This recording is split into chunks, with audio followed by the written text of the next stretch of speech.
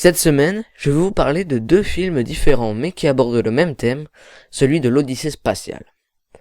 Le film le plus connu du genre est 2001, l'Odyssée de l'espace de Stanley Kubrick. Dans ce type de film, l'homme, éloigné de la Terre, est confronté aux limites de son corps, enfermé dans un habitat artificiel et fragile, son vaisseau spatial ou son scaphandre.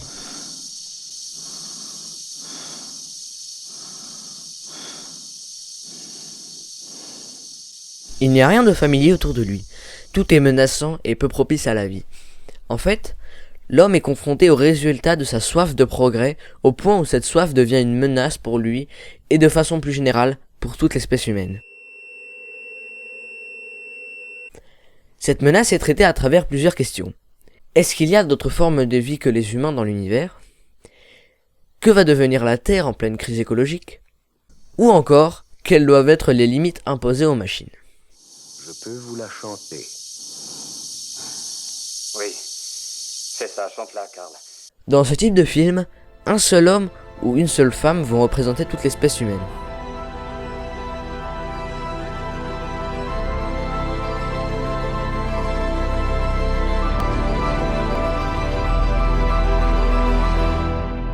Le premier film dont je souhaiterais vous parler est Gravity, du réalisateur mexicain Alfonso Cuarón. Il est sorti en 2013.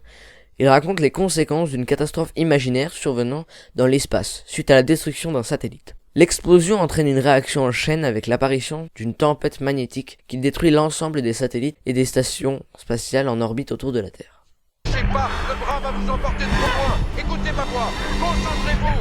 Je vous perds en visuel, bientôt je ne pourrai plus vous localiser. Il faut vous détacher, je ne vous vois plus. Détachez-vous. Houston, je n'ai plus de Dr. Stone au visuel. Houston, je n'ai plus de Dr. Stone au visuel. Le deuxième film dont je souhaiterais vous parler cette semaine, c'est Ad Astra, de James Gray.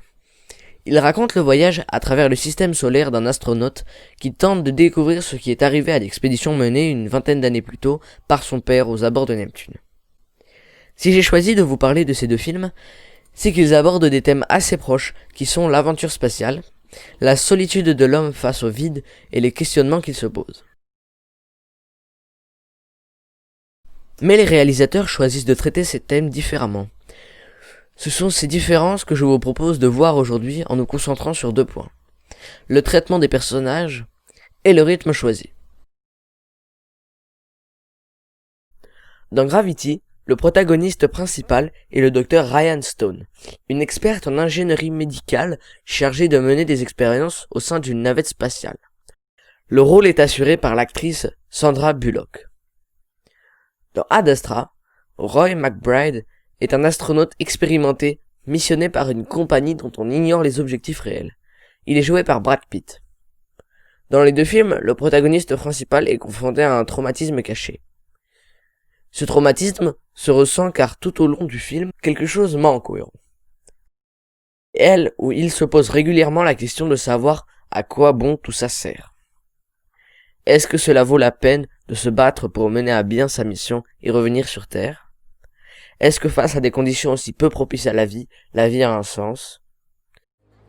Tous les espoirs que nous fondions dans les voyages spatiaux se réduisent maintenant à des comptoirs de boissons et des boutiques de t-shirts. Une simple reproduction de ce qu'on cherchait à fuir sur Terre. Nous sommes les vampires du cosmos.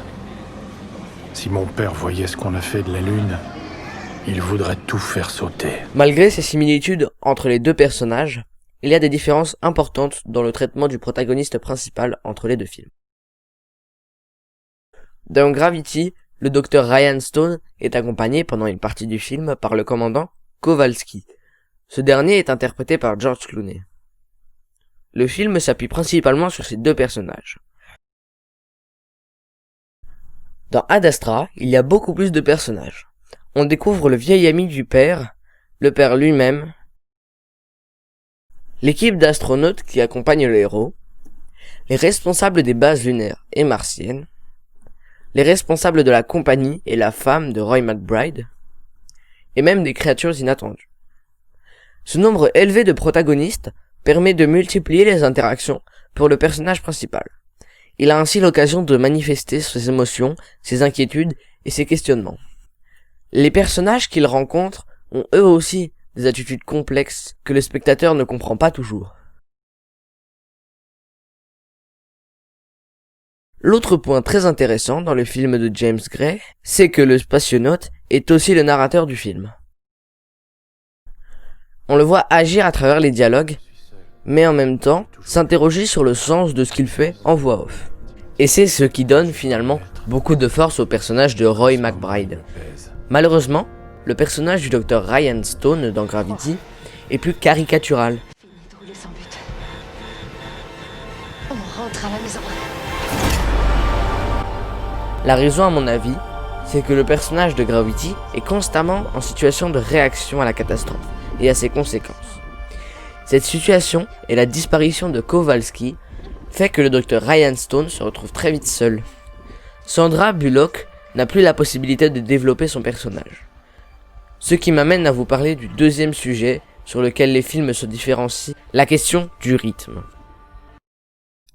Ad Astra, comme Gravity, commence par une catastrophe. Mais la catastrophe n'a pas le même effet sur l'histoire dans les deux films. Celle d'Ad Astra est de loin la plus grave, puisque c'est l'humanité entière qui est menacée et les morts se comptent par dizaines de milliers. Pourtant, cette menace ne détermine pas le rythme du film. Elle sert à indiquer l'enjeu dramatique, la réapparition possible du père du Major McBride aux confins de la galaxie. Dans Gravity, la catastrophe initiale est beaucoup plus centrale dans l'histoire. Un homme est touché! Un homme est touché! Explorer est touché! Explorer! Elle donne le départ d'une chaîne de cataclysmes que l'héroïne doit surmonter à chaque fois. Le début du film est très prenant, mais à force de multiplier les obstacles, le film devient ennuyeux.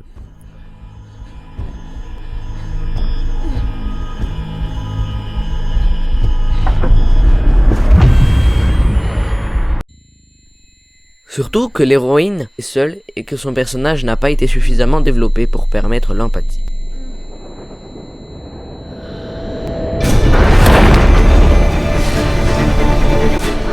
Dans Gravity, nous sommes dans un film rythmé par une suite d'événements sur lesquels la protagoniste n'a aucun contrôle. Elle ne peut que s'échapper ou mourir. Pour conserver l'intérêt du spectateur, le réalisateur est obligé d'enchaîner les événements à chaque fois plus spectaculaires et destructeurs.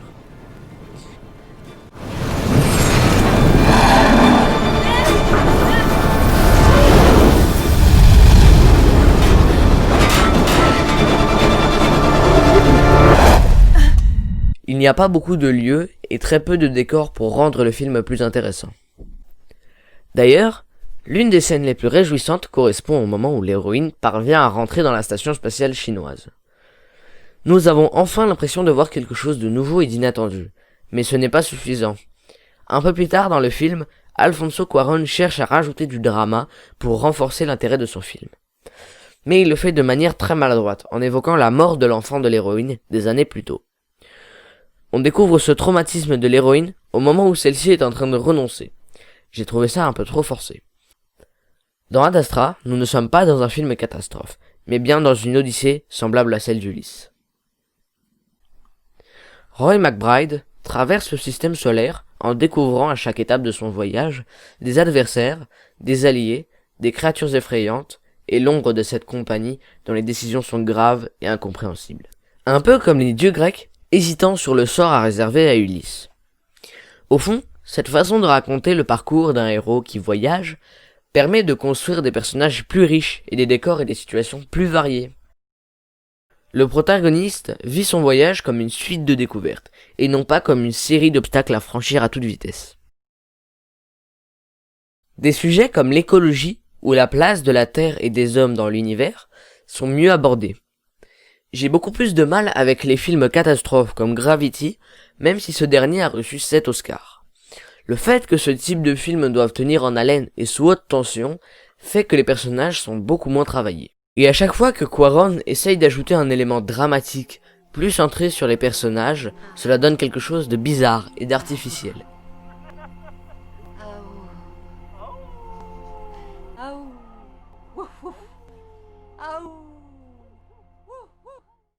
Pourtant, Alfonso Cuarón a réussi à faire de très bons films, et notamment un film dont je vous parlerai la semaine prochaine.